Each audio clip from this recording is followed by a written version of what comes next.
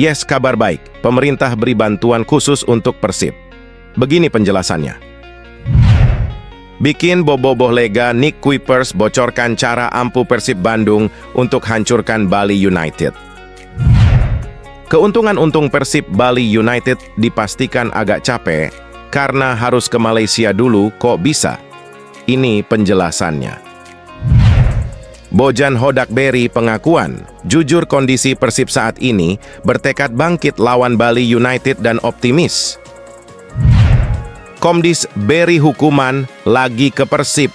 Hukumannya ternyata sangat ringan dan bikin bobotoh tersenyum melihat ini.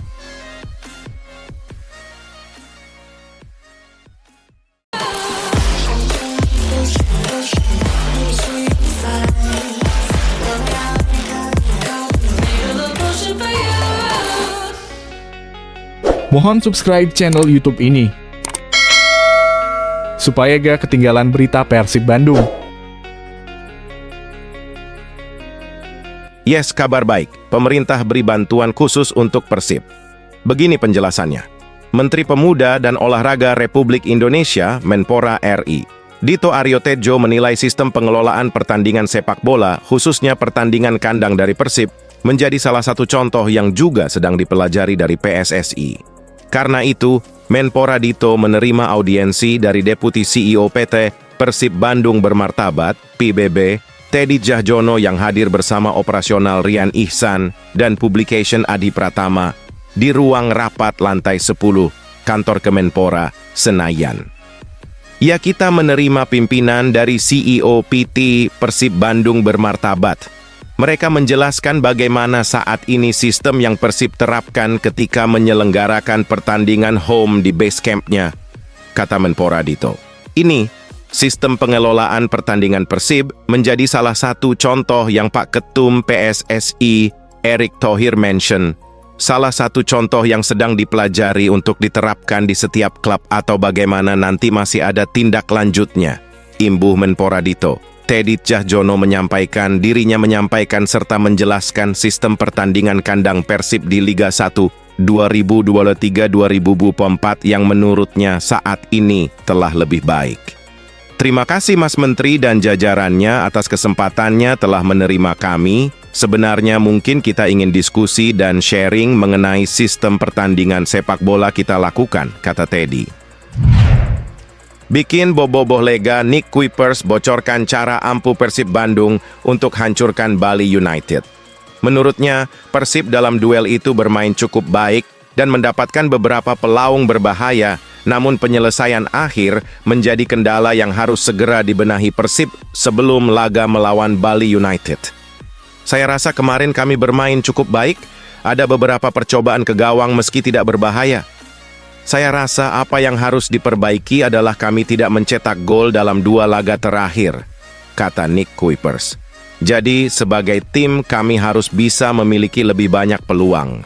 Kami juga kebobolan 2 kali dan saya juga merasa itu harus diperbaiki, sambungnya.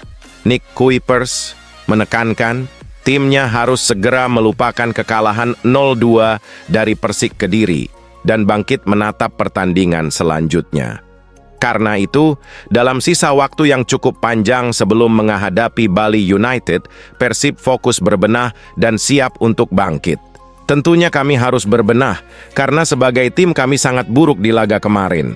Kami tidak beruntung, tapi kami juga layak untuk kalah. Kediri lebih pantas untuk menang. Ada banyak hal yang harus diperbaiki dan diharapkan kami bisa kembali menang di laga berikutnya, tuntasnya. Keuntungan untung Persib Bali United dipastikan agak capek karena harus ke Malaysia dulu, kok bisa? Ini penjelasannya. Bali United FC akan melakoni pertandingan terakhir fase grup kompetisi antar klub Asia menghadapi tuan rumah Terengganu FC Malaysia. Apapun hasil pertandingan tersebut, tidak akan memengaruhi nasib Bali United yang sudah dipastikan tersingkir dari ajang kompetisi antar klub Asia Kasta kedua itu. Laga melawan Terengganu seolah akan menjadi pertandingan pemanasan untuk Bali United karena 5 hari kemudian bakal menjajal Persib di kandang sendiri, Stadion Kapten Iwayan Dipta, Senin 18 Desember 2023. tapi jelas ini menjadi keuntungan Persib karena Bali United jelas terkuras fisiknya sebelum hadapi Persib. Bojan Hodak Berry pengakuan, jujur kondisi Persib saat ini bertekad bangkit lawan Bali United dan optimis. Kekalahan dari Persik Kediri pun seolah mempertegas kurang bertajinya Persib ketika menjalani pertandingan kandang dari 12 laga home yang telah dijalani. Pelatih Persib, Bojan Hodak pun mengakui Maung Bandung masih melempem di pertandingan kandang dan itu menjadi masalah yang harus dipecahkan oleh dia dan anak asuhnya. Tentu saja, karena ketika dilihat catatan saat di laga kandang dan tandang, maka kami harus membenahi hasil ketika bermain di kandang. Itu yang menjadi salah satu masalah bagi kami di musim ini, kata Bojan Hodak. Tetapi saya yakin bahwa kami merupakan salah satu tim yang terbaik di liga dalam laga tandang. Jadi kami akan berusaha untuk mengejutkan Bali dan kembali meraih hasil positif, tegasnya. Komdis beri hukuman lagi ke Persib. Hukumannya ternyata sangat ringan dan bikin Bobotoh tersenyum melihat ini. Bentrokan yang terjadi di luar Stadion Indomilk Arena, Tangerang saat laga Dewa United versus Persib Bandung membuahkan sanksi dari PSSI. Persib dan 3 orang Bobotoh diberi ganjaran saksi dari induk sepak bola Indonesia itu. PSSI pun menjatuhkan hukuman bagi Persib dan Bobotoh. Dalam keterangan di laman resminya pada 11 Desember 2023 kemarin, PSSI melakukan sidang komite disiplin pada 5 Desember 2023. Jenis pelanggaran, adanya supporter Persib Bandung sebagai supporter klub tamu yang hadir dalam pertandingan. Hukuman, sanksi denda 25 juta. Tulis keterangan PSSI. Selain Persib, 3 Bobotoh juga diberi sanksi oleh PSSI. Ketiga Bobotoh itu ialah Rizky Saputra, Dendi Haryanto, dan Aples.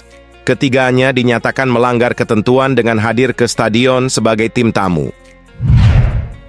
Breaking news, Shin Tae-yong bawa 30 pemain timnas Indonesia ke Turki dari 50 nama yang terdaftar di Piala Asia 2023. Ya, dalam kurung bawa 30 pemain ke Turki, jawab Sumarji ketika ditanya soal apakah benar timnas Indonesia bawa 30 pemain ke Turki dari 50 nama yang didaftarkan ke Piala Asia 2023.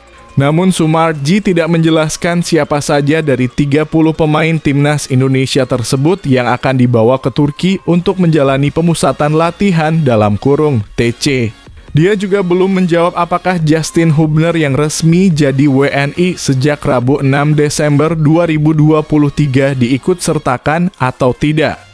Satu hal yang pasti, Sumarji memastikan PSSI telah mendaftarkan 50 nama pemain timnas Indonesia untuk mentas di Piala Asia 2023. Dari 50 pemain timnas Indonesia tersebut diantaranya ada nama Marcelino, Ferdinand, hingga Justin Hubner. Dari 50 nama yang didaftarkan, hanya 23 pemain timnas Indonesia yang akan tampil di Piala Asia 2023.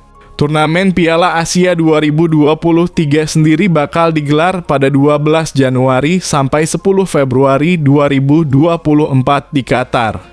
Sebelum mentas di Piala Asia 2023, timnas Indonesia bakal menggelar TC di Turki yang dimulai pada 20 Desember 2023 sampai 6 Januari 2023. Pasukan Shin Tae-yong itu akan lebih dulu berkumpul di Jakarta pada 19 Desember 2023. Media Vietnam panik Marcelino Ferdinand pulih dari cedera. Media Vietnam sepertinya mulai panik mendengar kabar yang menyatakan bahwa Marcelino Ferdinand sudah pulih dari cedera hamstring yang dideritanya tersebut. Mereka menuturkan bahwa gelandang KMS Kadeinze itu bisa merepotkan jika ia terpilih masuk skuad timnas Indonesia di Piala Asia 2023. Marcelino Ferdinand kemungkinan besar akan masuk dalam skuad timnas Indonesia di Piala Asia 2023. Pemain KMS Kadeinze itu disebut sudah diikut sertakan dalam daftar awal 50 pemain yang dipanggil pelatih Shin Tae-yong untuk turnamen itu. Mendengar kabar Marcelino akan masuk dalam skuad timnas Indonesia, media Vietnam merasa khawatir. Kepanikan itu cukup beralasan mengingat Marcelino meninggalkan kenangan yang kurang baik untuk The Golden Start. Marcelino bukanlah nama yang asing di telinga fans Vietnam. Talenta muda Indonesia ini pernah mencetak gol ke gawang Vietnam U20 di kualifikasi Piala Asia U20 saat itu timnas Indonesia U20 menang 3-2. Tulis The Tao 247. Meski masih terbilang muda, Marcelino segera dipanggil ke timnas oleh pelatih Shin Tae-yong di Piala AFF 2022. Pemain ini banyak menyulitkan tim Vietnam di babak semifinal, sambung tulisan itu. Marcelino memang sangat berbakat guys di lini tengah. Gimana menurut kalian guys? Silahkan kasih komentar di kolom bawah.